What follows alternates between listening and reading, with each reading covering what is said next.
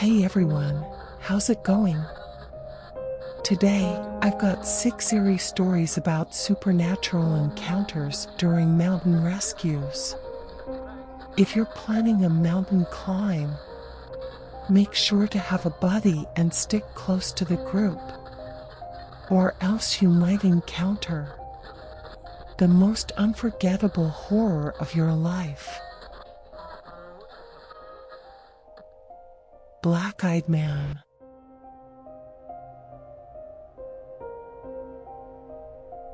One of the scariest things I've ever had happen to me involved the search for a young woman who'd gotten separated from her hiking group.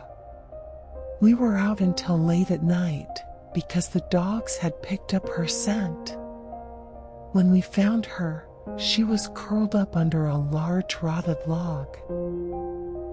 She was missing her shoes and pack, and she was clearly in shock.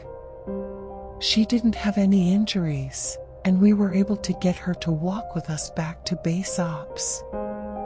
Along the way, she kept looking behind us and asking us why that big man with black eyes was following us. We couldn't see anyone, so we just wrote it off as some weird symptom of shock. But the closer we got to base, the more agitated this woman got. She kept asking me to tell him to stop making faces at her. At one point she stopped and turned around and started yelling into the forest, saying that she wanted him to leave her alone. She wasn't going to go with him, she said, and she wouldn't give us to him. We finally got her to keep moving, but we started hearing these weird noises coming from all around us. It was almost like coughing, but more rhythmic and deeper. It was almost insect-like. I don't really know how else to describe it. When we were within sight of base ops, the woman turns to me, and her eyes are about as wide as I can imagine a human could open them. She touches my shoulder and says, "He says to tell you to speed up. He doesn't like looking at the scar on your neck." I have a very small scar on the base of my neck, but it's mostly hidden under my collar, and I have no idea how this woman saw it. Right after she says it, I hear that weird coughing right in my ear, and I just about jumped out of my skin. I hustled her to ops, trying not to show how freaked out I was. But I have to say I was really happy when we left the area that night.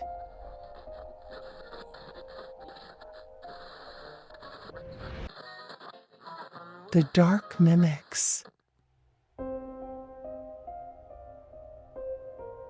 So many stories about children.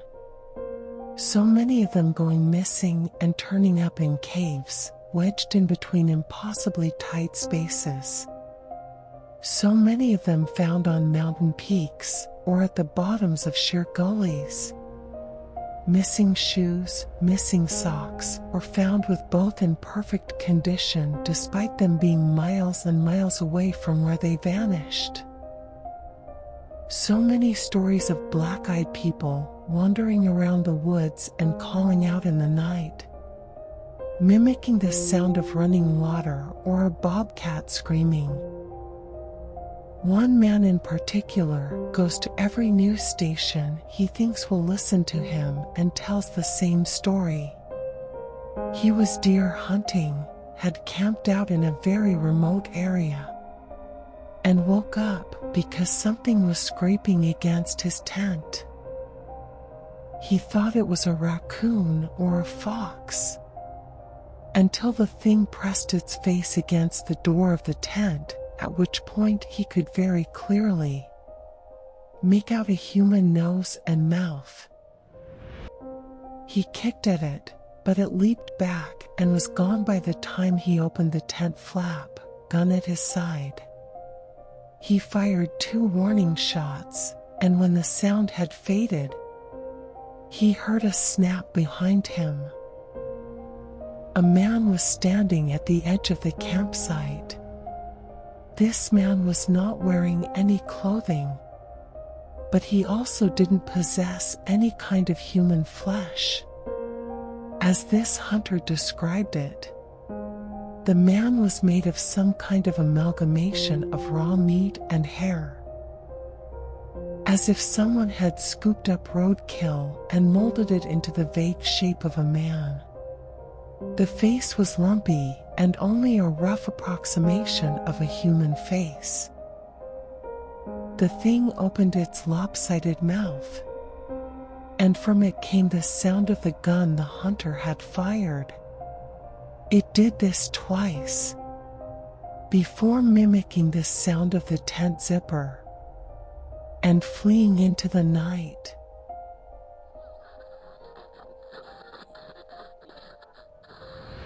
The screams of the mountain lion.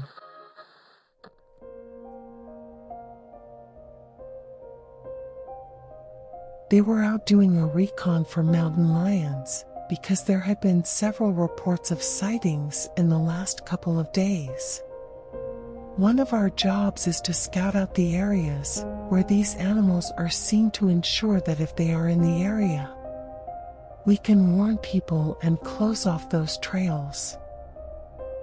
He was out on his own in a very heavily forested part of the park toward dusk when he heard what sounded like a woman screaming in the distance. Now, as most of you know, when a mountain lion screams, it sounds almost exactly like a woman being brutally murdered. It's unsettling, but far from abnormal. My buddy radioed back and let ops know that he'd heard one, and that he was going to keep going to see if he could figure out where its territory started. He heard the mountain lion scream a couple more times, always from the same spot, and determined the approximate area of the mountain lion's territory. He was about to head back when he heard another scream, this time within only a few yards of him. Of course, he freaks out and starts heading back at a much faster pace, because the last thing he wants is to run into a goddamn mountain lion and get mauled to death. As he got back on the path and started heading back, the screaming followed him, and he broke into a jog. When he was about a mile from ops, the screaming stopped, and he turned around to see if it was following him. It was almost night by this point, but he said in the distance, just before the path rounded a corner, he could see what looked like a male figure. He called out to them, warning them that the paths were closed and that he needed to come back to the welcome center. The figure just stood there, and my buddy started to walk over.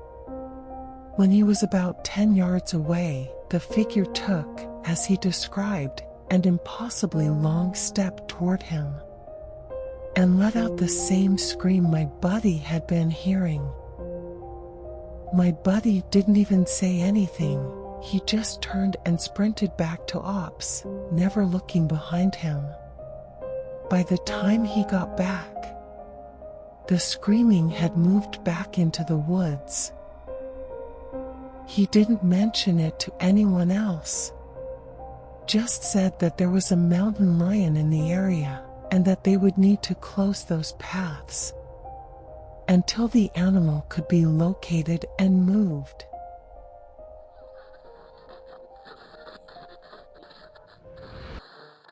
Blood trail on the snow.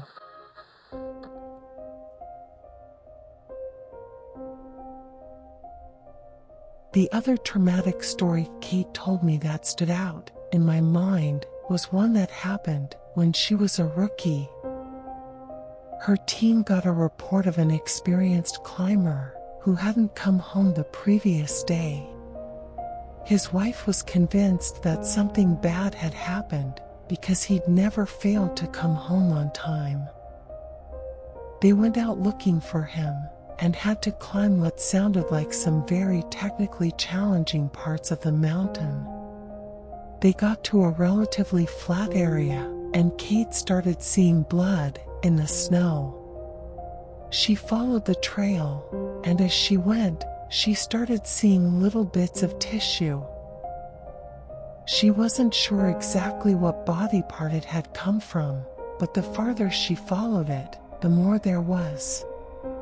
She follows this blood and tissue trail to a sheltered area under a cliff face, and she finds the climber. She said there was so much blood, more than she'd ever seen before. He was lying face down, one arm stretched in front of him, as if he'd died crawling. She looks closer and sees that he's been partially disemboweled, which is where the tissue she'd seen had come from. The guy has an ice pick tucked into a hip holster, and it's covered in blood. Of course, they'll never be sure exactly what happened, but she said as best she can figure, this is what went down. The guy had been attempting to climb up to the next area, and had been using his ice axe to ascend. He'd probably hit a loose patch, and had fallen. On the way down, or possibly when he landed, he'd gotten impaled by the axe, and it had disemboweled him. He drug himself along, tearing pieces of himself out as he went, and had died under the cliff face. She isn't terribly bothered by gore, but I guess a few of the guys who came to help her remove the body threw up when they turned him over, and a good portion of his intestines spilled out.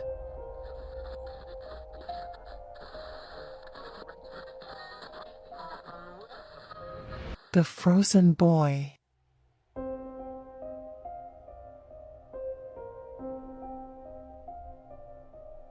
The little boy vanished from a picnic area in the late fall.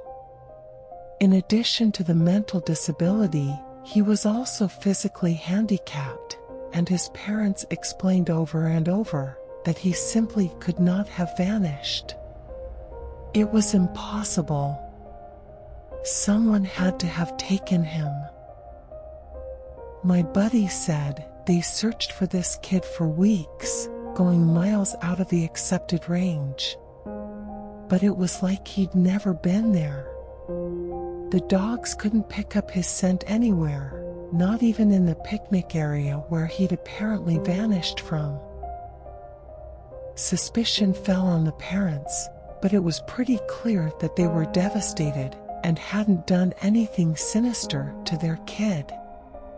The search was concluded about a month later, and my buddy said everyone had pretty much forgotten it by later in the winter. He was out on a training op in the snow on one of the higher peaks when he came across something in the snow. He said he saw it from far away at first, and when he got closer, he realized it was a shirt, frozen and sticking part way out of the powder. He recognized it as belonging to the kid because it had a distinctive pattern.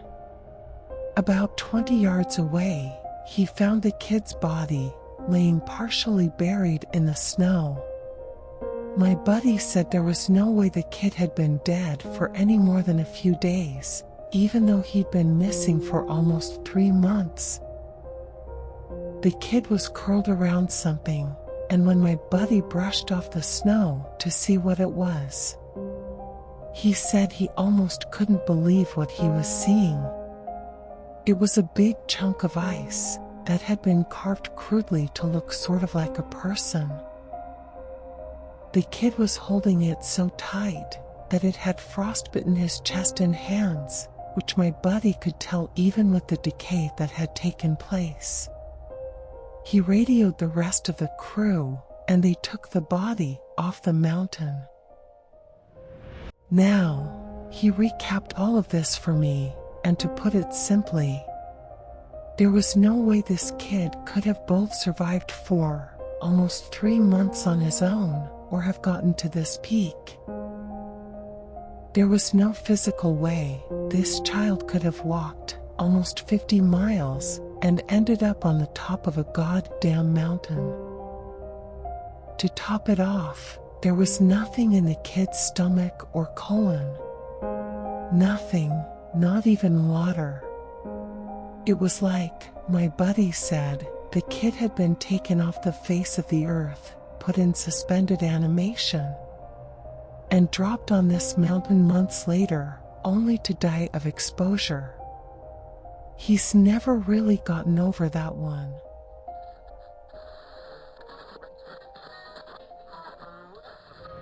The Fuzzy Keeper.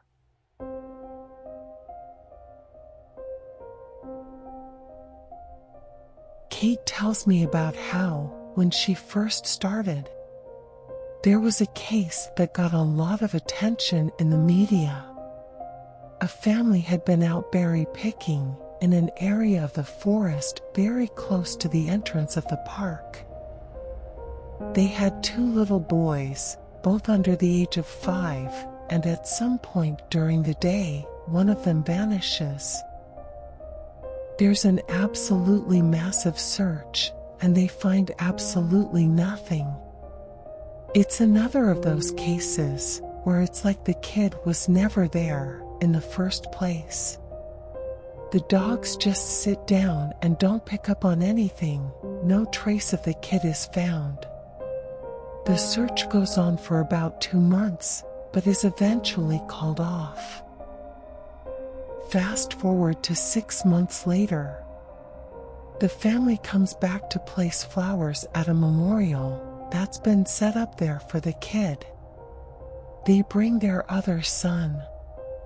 While they're placing the flowers, they lose sight of the kid for about 3 seconds, and in that span of time, he vanishes into thin air.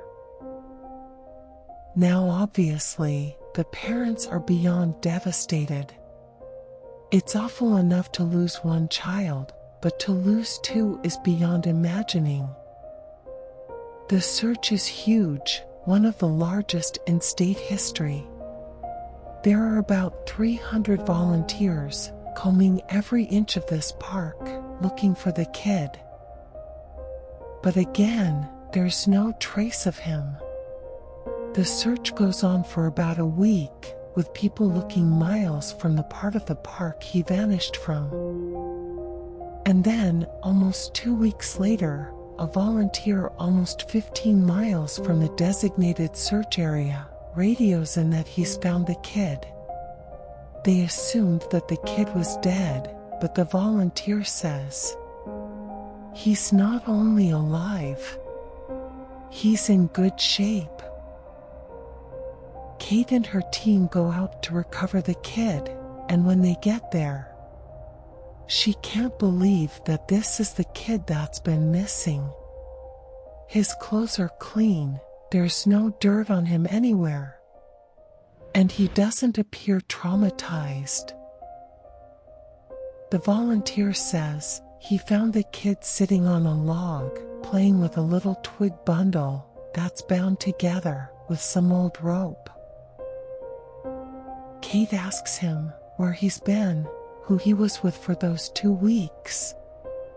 And the kid tells her that he's been with the Fuzzy Man. Now Kate firmly believes in Bigfoot, so she gets all excited and asks what he means by fuzzy. Was he hairy? But the kid says, no, he wasn't hairy. He was a fuzzy man, and he describes a man that's blurry, like when you close your eyes, but not all the way closed. He says the man came out of the trees and took the kid with him deep into the woods. The kid says he slept in a hollow tree and the fuzzy man gave him berries to eat. Kate asks if the man was mean, if he scared the kid. And the kid says, no, he wasn't scary. But I didn't like how he didn't have eyes. Kate says they get the kid back to headquarters, and a cop takes him into town to talk to him more about what happened. She's friends with the cop that talked to him, and she said the kid described being kept in this tree by the fuzzy man and given berries whenever he was hungry. He was allowed to wander around a very specific clearing, but when he tried to go further, the fuzzy man would get mad and yell real loud, even though he didn't have a mouth. When the kid got scared at night, the fuzzy man made it go brighter and gave him the twig bundle. He said the fuzzy man was going to keep him, but he had to let him go because the kid wasn't the right kind.